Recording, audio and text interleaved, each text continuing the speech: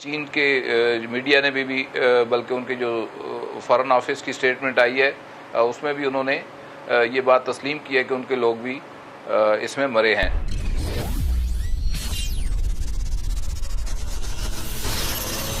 Hello दोस्तों, जय हिंद। Welcome to my YouTube channel Hindustan special.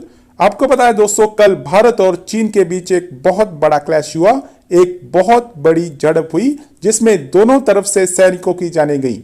भारतीय सूरमाओं ने चीनी सैनिकों का डट कर मुकाबला किया और एक भी इंच पीछे हटने से इनकार कर दिया। We are proud of our Indian army, जिन्होंने अपनी जान देकर अपनी धरती मां की रक्षा की।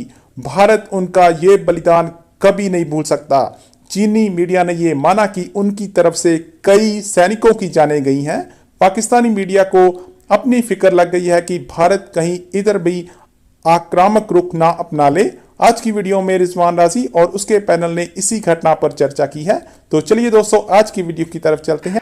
और आज सुबह खबर फोड़ी है आलमी मीडिया ने कि एक क्लैश हुआ है इंडिया और चाइना का।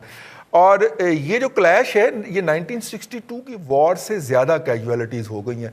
उस वक्त इतनी कैजुअलिटीज़ नहीं हुई थी, उस वक्त तो खैर ऐसा क्लैश हुआ भी नहीं था, लेकिन ये वाला क्लैश जो है अब एक पहला हलाकत कही जा रही है 48 साल के बाद इस फ्रंट के ऊपर। इसके ऊपर बात करेंगे। भट्टी साहब, इस्लामाबाद कैसे देख रहा है इसको?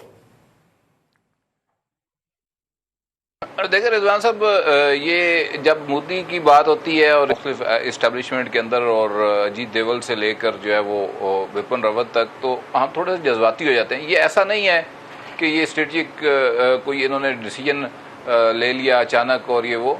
देखिए, ये पिछले साल यहाँ पे नादन इनका जो हेडक्वार्टर है उसके अंदर मीटिंग्स होती हैं जिसमें दो बड़ी इंटेलिजेंस एजेंसीज के जो है वो चीफ आते हैं। वहाँ पे जो है मंसूबा बनता है जहाँ से जो है वो चाइना और इवन के बाद पाकिस्तान के शुमाली इलाका जहाज के ऊपर अटैक का इन्होंने प्लान किया जो डाइवर्ट हो गया।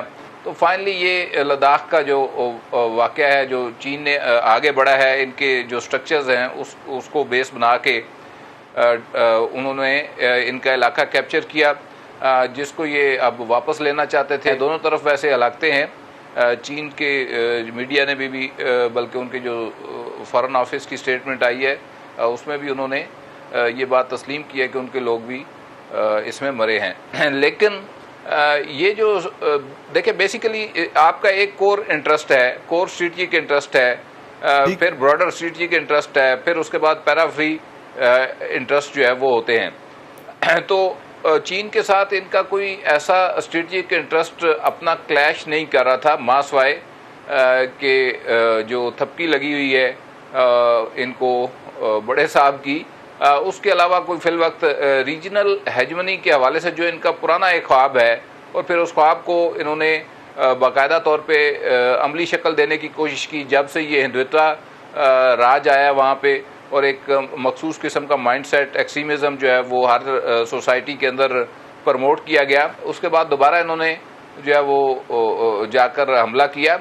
तो ये सारी सूरत हाल है। लेकिन इन्होंने फिर उसके नतीजे में आज पाकिस्तान की इधर LOC के ऊपर शेलिंग और फायरिंग की है, जिसमें एक सिविलियन शहरी जो है वो हमारा शहीद हो गया है। और दोनों तरफ से ये इस वक्त कन्फ्रंट कर रहे हैं, उधर LAC के ऊपर और इधर LOC के ऊपर। देखिए, India is a very smart player, ये आपको मानना पड़ेगा। और इंडियन गवर्नमेंट जो है वो कोई भी सियासी जमात आ जाए, वो सारी नेशनलिस्ट हैं और वंदे मातरम का जो फ़िलासफ़ी है कि ये धरती हमारी माँ है, इसको कोई नहीं छीन, सारे इसी पे काम करते हैं। और गवर्नमेंट जो करंट गवर्नमेंट है वो अपनी पब्लिक की सपोर्ट को लेके चल रही है और चलती है। और देखिए, कश्मीर एक बहुत बड़ा आपके सामने एक मिसाल है कि किस तरह उसने प्रेशर सस्टेन किया इंडिया ने। It is over more than 300 days now, और दुनिया भर का प्रेशर जो है वो वहाँ पे जो हो रहा है, लेकिन इंडिया अपनी पॉलिसी से टच से मस ना हुआ। अब दूसरी बात है कि इंडिया में अकाउंटेबिलिटी भी बहुत ज़्यादा, तो ये एक तो पता नहीं, ये नॉन डिप्लोमेटिक मेरी स्टेटमेंट है। एक तो ये अच्छा हो गया कि इनका टकराव जो है ये वहाँ पे हो गया है, और एक तकड़े बंदे के साथ इनका, तकड़े मुल्क के साथ इनका एक वहाँ पे मत्था लगा है।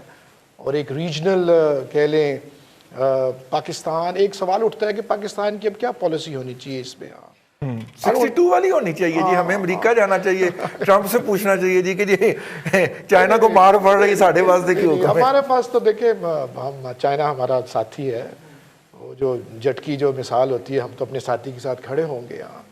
और इस सिचुएशन को अपॉर्चुनिटी भी हो सकती है इस सारे रीजन के लिए। अब देखना ये है कि इंटरनेशनल प्लेयर्स इसमें अमेरिका बहादुर जो है वो किस तरह इसको प्ले करता है। और इंडिया की अपनी लॉबी बड़ी स्ट्रांग है, ये आपको मानना पड़ेगा उनकी। लेकिन आप इस बात को तो नंबर दें, जैसे मैमल ने भी बात की है कि इंडिया के अंदर अगर प्रो वॉर्स एक लॉबी एग्जिस्ट करती है तो वहां पे एंटी वॉर लॉबी भी बहुत स्ट्रांग है, मीडिया स्ट्रांग है और बोलता है मीडिया। और लेकिन इसके बावजूद उनका मीडिया जो है वो खास प्रोफेशनल बुनियाद के ऊपर उसको क्रिटिसाइज भी करता है और एक्सपोज भी करता है। और वहां पे सिर्फ कोई सिंगल आउट नहीं हो सका, जैसे हमारे यहाँ डॉन को सिंगल आउट कर दिया गया है या जियो को सिंगल आउट कर दिया गया है, वहां पे ज्यादा मीडिया हाउसेज हैं जो उनके क्रिटिक्स भी हैं। आज की अगर आप चाइना की स्टेटमेंट देखें तो चाइना ये कह रहा है वो तो जो वैली है उसके बारे में भी ये कह रहा है कि उस पर हमारा सोवरेन राइट है। तो एक तो ये भी चीज़ है। दूसरा, अगर आपने एक स्टेटमेंट पढ़ी हो, उनके एडिटर इन चीफ है ग्लोबल टाइम्स के चाइनीज, उन्होंने कहा है कि मैं भारतीय साइड को ये बताना, और जो कि बड़े इन्फ्लुएंशियल है, जाहिर बात है, he is close to the Chinese government also. उन्होंने कहा है कि मैं भारतीय साइड को ये कहना चाहता हूँ कि आप मगरूर ना हो और चाइना ने जो रिस्ट्रेंट अभी तक शो किया है उसको हमारे आप वीकनेस ना समझें। और चाइना इंडिया के भारत के साथ जो है वो कोई क्लैश नहीं चाहता, लेकिन हमें डर है कि ऐसा कुछ हो जाएगा। तो ये भी एक बड़ी इंपॉर्टेंट चीज है। जहां तक आपने पाकिस्तान और वो सारी बात की, देखिए आज पाकिस्तान की आला फौजी क़यादत जो है वो एक इमरजेंसी मीटिंग उन्होंने की है इस पूरी सिचुएशन के ऊपर।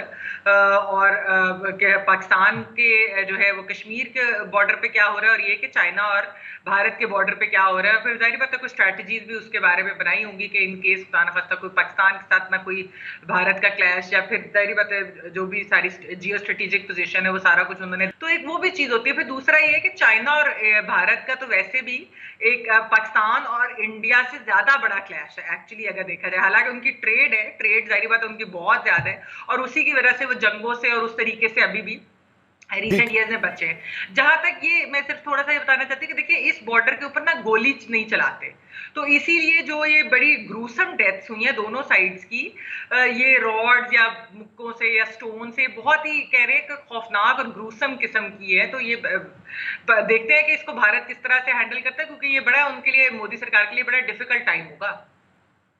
ठीक है जी।